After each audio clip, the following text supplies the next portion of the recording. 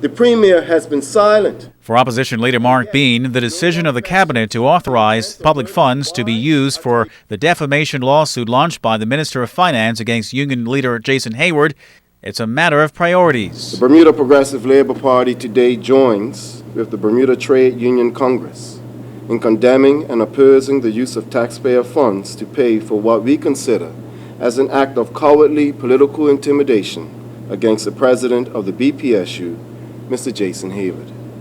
There rightly exists concern that an OBA government that told our seniors that, in quote, money does not grow on trees, and whom slashed the education and scholarship budgets, have found the money to pay high legal fees to silence a member of civil society. Mr. Bean claiming that government lawsuits such as these will be used to victimize the BPSU and intimidate others into not speaking out on actions of the OBA government. The use of intimidation and bullying tactics to silence dissent is not new in Bermuda.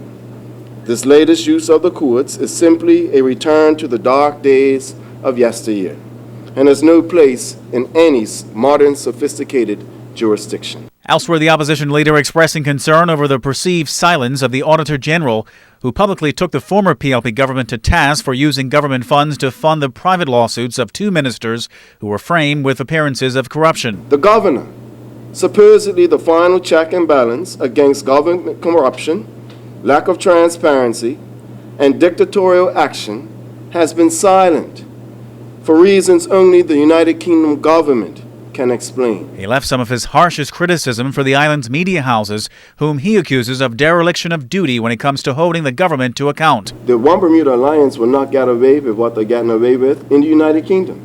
Because regardless of what jurisdiction you have media who are aligned with either the right or the left. So you're always going to have that counterbalance.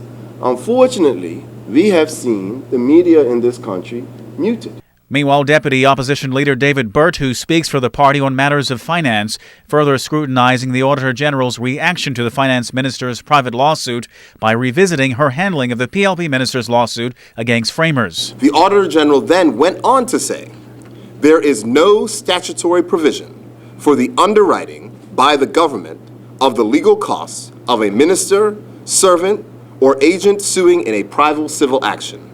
We therefore considered any such expenditure to be improper and unjustified. It is clear that the Auditor General considers private lawsuits initiated with government funds to be a violation of financial instructions. The government is acting in contravention of financial instructions by approving this expenditure of taxpayer funds for the minister's private legal action. Tarai Trott reporting for ZBM News 9.